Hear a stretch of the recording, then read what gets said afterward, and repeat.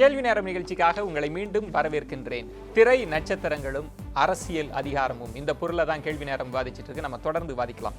அமெரிக்க நாராயணன் ரொம்ப இயல்பாக பார்க்கக்கூடிய கேள்வி, கட்சியிலே இருந்து பாடுபடுறாங்க, கவுன்சிலரா தொண்டர்களாலாம் இருந்து பாடுபட்டு இருக்கிறாங்க. ஆனால் ஒரு நட்சத்திரம், அதுவும் திரைப்படத்தில் நடிச்சிட்டு திரை உலகத்தில் வாய்ப்புகள் இல்லாத போது வெளியில் வந்து கட்சியில் சேருவது கூட பிழை இல்லை, உடனடியாக ஒரு பெரிய பொறுப்புக்கு வந்துடுறாங்க. இந்த முக்கியத்துவம் இது சரியானது தானா? உண்மையில் அந்த கட்சிக்குள் இருக்கக்கூடிய உண்மையான தொண்டனுக்கும் இது பாதிப்பு தானே? நான் என்னுடைய இதை எடுத்துக்கிறேன். நீங்கள் சொன்னதால் நான் 1988 அமெரிக்காவில் 13 வருடம் வேலை செய்து விட்டு chart accountant, management account, MBA படிச்சுட்டு இந்தியாவுக்கு வந்தேன். $2 பில்லியன் கம்பெனியை ட்ரெஷராக இருந்தது. 26 வருடமாக இந்த கட்சியில் இருக்கேன். நான் ஒன்று இந்த கட்சி எனக்கு கண்டெஸ்ட் பண்ணுறதுக்கு வாய்ப்பு கொடுக்குறேன். இருந்தாலும் இன்று குஷ்புவோ நக்மாவோ வருவதை நான் வரவேற்கிறேன். ஏனென்றால் அவர் சொன்ன மாதிரி இட் இஸ் நாட் என்னுடைய எஜுகேஷனோ என்னுடைய எக்ஸ்பீரியன்ஸோ எத்தனை வருஷம் இந்த கட்சியில் இருக்கணும்னு முக்கியம் இல்லை. ஒரு கட்சியினுடைய முக்கிய குறிக்கோள் அரசியல் ஆட்சியை பிடிப்பது. அவர் தெளிவாக சொன்னார், இதனால் இவன் செய்வான் என்றாய்ந்து அதனை அவர் கண்டார். அப்போ இவங்க this is a medium, it's a tool. நான் இந்த கட்சிக்கு ஒரு டூல் தான். இதை நான் சரியாக உபயோகப்படுவேன்னு அவங்கள நான் நம்ப வைக்காது என்னுடைய இது. எனக்கு அந்த தகுதி இல்லை, இவர்களுக்கு அந்த தகுதி இருக்கிறது. அதனால் மக்களிடம் கட்சியினுடைய கொள்கையை எடுத்து செல்லக்கூடிய தகுதி, அவர்களை பார்க்க வைக்கக்கூடிய தகுதி இருப்பதால் ஒரு பெரிய பெரிய கம்பெனிலாம் இருக்குங்க. ஒரு கம்பெனியில் 30 வருஷம் வேலை பண்ணவங்க இருப்பாங்க. வெளிலேருந்து ஒருத்தர் கூப்பிட்டு வரோம். ஏன் கூப்பிட்டு வரோம்? அட் தட் டைம் அந்த கம்பெனிக்கு வெளியிலேருந்து வர ஆள் ஒரு புஷ் கொடுக்க முடியும்.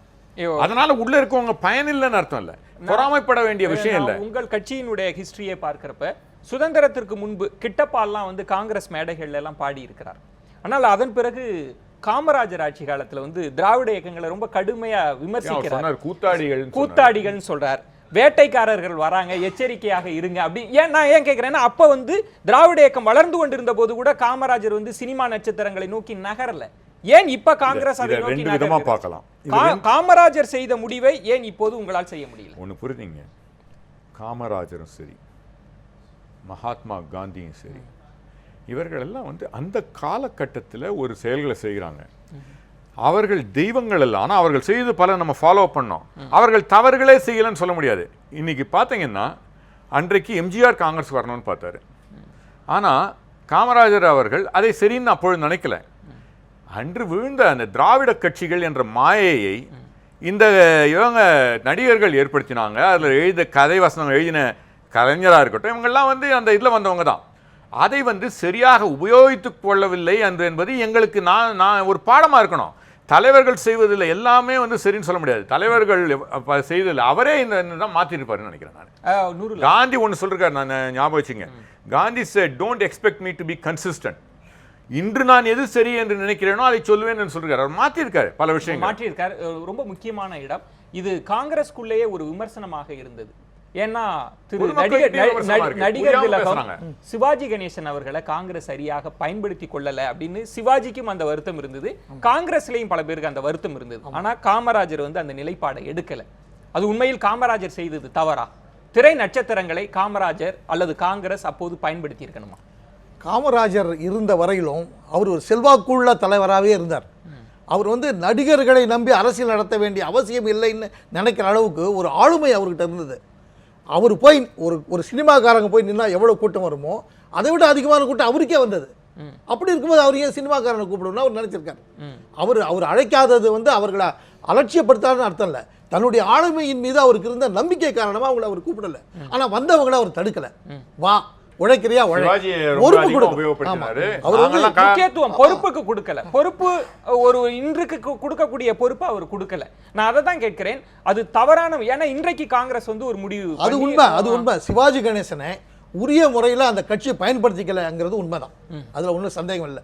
அதனாலேயே அவர் வெறுத்து போய் கட்சியை விட்டு வெளியே போய் தனி கட்சி ஆரம்பிக்கிற அளவுக்கு அவர் போக விட்டு இருந்திருக்க கூடாது. அப்ப சிவாஜி கணேசன் அவர்கள் சேர்ந்த உடனே பெரிய பதவிகள் வழங்கி இருக்கணும்னு சொல்றீங்களா? ஏன்னா காங்கிரஸ் என்ன நினைக்குதுன்னா, தொண்டனை போல நீ கட்சியில் இரு, பணியாற்று, தொண்டாற்று, அதற்கு பிறகு உனக்கு பதவி ஒரு கிடைக்கும்னு நினைத்த நிலைப்பாடு தவறா? திரை நடிகர் என்பதற்காகவே உடனடியாக பதவி கொடுத்தார். இல்ல, அவர் வந்து ஆசைப்பட்டது தப்பு இல்லை.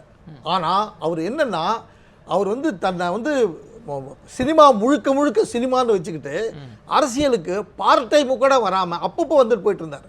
தன்னை முழுமையாக அதில் அவர் ஈடுபடுத்திக்கல. இப்போ எம்ஜிஆர் பாருங்க, அவர் சினிமாவில் ஒரு பக்கம் நடிக்கிறாருன்னா இன்னொரு பக்கம் அதுக்கு ஈக்குவலாக அரசியலுக்கு வந்துக்கிட்டே இருந்தார். அந்த மாதிரியான தீவிர ஈடுபாடு சிவாஜி காட்டல. நாம் இதையே தான் நான் இன்னொரு கேள்வியாகவே நான் எழுப்புறேன். நம்ம தொடர்ந்து பேசலாம். வீரபாண்டியன், திராவிட இயக்கங்கள் புத்து எழுச்சி பெறக்கூடிய காலகட்டமும் இடதுசாரி இயக்கங்கள் ஆரம்பத்தில் ரொம்ப வலுவாக இருந்து ஒரு தொய்வு ஏற்பட்ட ஒரு காலகட்டத்தினுடைய புள்ளியை பார்க்கிற போது திராவிட இயக்கம் ரொம்ப வலுவாக, நீங்கள் திராவிட இயக்க மாநாட்டு மேடையை பார்த்தீங்கன்னா எம்ஜிஆர் இருக்கிறார் ஒரே மேடையில், திரு கருணாநிதி, SSR அவ்வளவு பேரும் இருக்கிறாங்க, பாடலாசிரியர்கள் அவ்வளவு பேர் இருக்கிறாங்க. ஆனால் இடதுசாரி இயக்கங்கள் அதுக்கு பின்னாடி போகலை. ஒருவேளை அதுவே தவறான பார்வையா, இடதுசாரி இயக்கம் செய்த பிழையா? நீங்கள் இந்திய விடுதலை போருக்கு பிறகு ஹிப்டா என்கிற நாடக கலைக்குழுவை நாடு முழுவதும் உருவாக்கி இந்தியா முழுவதும் முதலில் உருவாக்கியதே இடதுசாரிகள் தான். பெரும் பிரம்மாண்டமான கலைஞர்களை வீதிக்கு கொண்டு வந்திருக்கிறோம் நாங்க. நாங்க அதுல இருந்து எதுவும் எங்க தனித்து நீங்க பார்த்துடக்கூடாது. இல்ல, எம்பி சீனிவாசனாக இருக்கட்டும், நமாய் கோஷா இருக்கட்டும், இசையமைப்பாளர் பல்வேறு விதமாக, பட்டுக்கோட்டையாரா இருக்கலாம், தொழிற்சங்க ரீதியில வந்து அவர்களினுடைய பங்களிப்புகளை எல்லாம் நாம் மறுக்கவே இல்லை. ஆனால் ஒரு திரை உச்சபட்ச நட்சத்திரம் அவர்களை பயன்படுத்தி கட்சியை வளர்த்திருக்கணும்.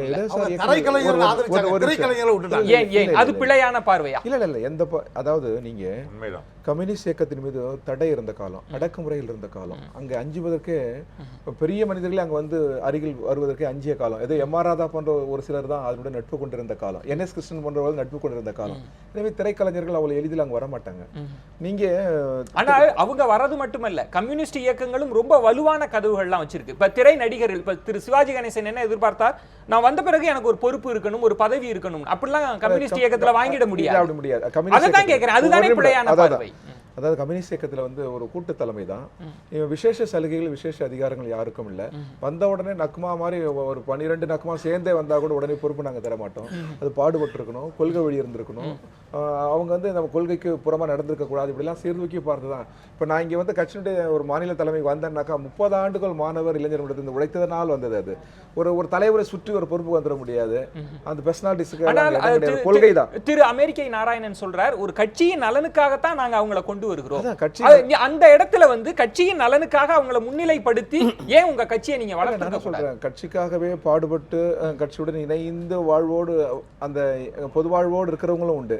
திடீரென்று வந்து ஒரு இடத்துல உட்காரவங்க உண்டு. திடீர் வந்து ஒரு பெரிய இடத்துல உட்கார்வதற்கான கதவுகளே எங்க இடத்துல இல்லை. அது யாருக்கும் திறக்காது. கணேஷ்குமார், உங்களிடம் கேட்கக்கூடியது, இன்றைக்கு இளைஞர்களிடம் ஒரு சினிமா மோகம் இருக்கிறது. எல்லோருமே இளைஞர்களை கவர்றதுக்கு தான் எல்லாருமே பயணப்பட்டு இருக்கிறப்ப ஏன் திரை நட்சத்திரங்களை நோக்கி ஒரு கட்சி போகக்கூடாது? அதுல என்ன பிள்ளை? அந்த பெர்செப்ஷன் இருந்துச்சு, இன்னைக்கு மாறிட்டு வருது. அதை நீங்க கண்கூடா பார்த்துக்கிட்டு வரீங்க. நிறைய திரையுலக பிரபலங்கள் எல்லாம் தேர்தலில் தோல்வியுற்ற வரலாறுகள் எல்லாம் பார்த்துக்கிட்டு வரீங்க. அதெல்லாம் விஷயம் கிடையாது. மரியாதைக்குரிய ஐயா சொன்ன மாதிரி ஒரு கட்சி அதனுடைய நோக்கம் என்பது என்னவாக இருக்க வேண்டும் என்று சொன்னால், ஆட்சியை பிடிப்பதை விட மக்களுக்கு சேவை செய்வது தான் அதனுடைய அடிப்படையாக இருக்க வேண்டும். அந்த வகையில் பார்க்கும்பொழுது நான் தான் ஏற்கனவே சொன்ன மாதிரி திரையுலகங்களை வைத்து நீங்கள் பிரச்சாரம் செய்வதில் வந்து எந்தவித ஒரு இதுவும் இருக்க முடியாது. இப்போ மரியாதைக்குரிய ஐயா சொன்னார், நான் 30-28 ஆண்டுகள் இந்த கட்சியில் இருந்தேன், எனக்கு இந்த கட்சி என்னுடைய உழைப்புக்கு அங்கீகாரம் கொடுத்து போட்டியிட வைக்கவில்லை, இருந்தாலும் நான் வரவேற்கிறேன். அப்போ உங்களுடைய நோக்கம் என்னவாக இருக்கிறது? கொள்கைகள் எதுவும் கிடையாது. இந்த திரையுலகில் இருக்கிறவர்களுக்கு கொள்கைகள் எதுவும் கிடையாது. நான் வந்த உடனே எனக்கு பொறுப்பு வேணும் அப்படின்னு கேட்கின்ற அந்த மனநிலையே தவறான மனநிலை. அரசியல் வேறு, சினிமா வேறு. நம்ம தொடர்ந்து அதை பிரித்து பார்க்கின்ற நிலைமைக்கு நம்ம வந்தாகணும். இந்த விவாதம் என்பது ரொம்ப முக்கியமான பல புள்ளிகளை தொற்றிருப்பதை நீங்களே பார்க்கலாம். இடதுசாரி இயக்கத்திற்கு நடிகர்களை பற்றி ஒரு பார்வை இருக்கிறது, காங்கிரஸ் ஒரு பார்வை வைத்திருக்கிறது, திராவிட கட்சிகள் ஒரு பார்வை வைத்திருக்கிறது. நாம் நடிகைகள் வர வேண்டாம் என்று சொல்லலை, ஆனால் அவர்கள் வருகிற போது எத்தகைய ஆளுமை பண்பு தேவைப்படுகிறது, இந்த அரசியல் போக்கு சரியானது தானா? தொடர்ந்து பேசலாம். ஒரு சிறிய விளம்பர இடைவேளைக்கு பிறகு பொறுத்திருங்கள்.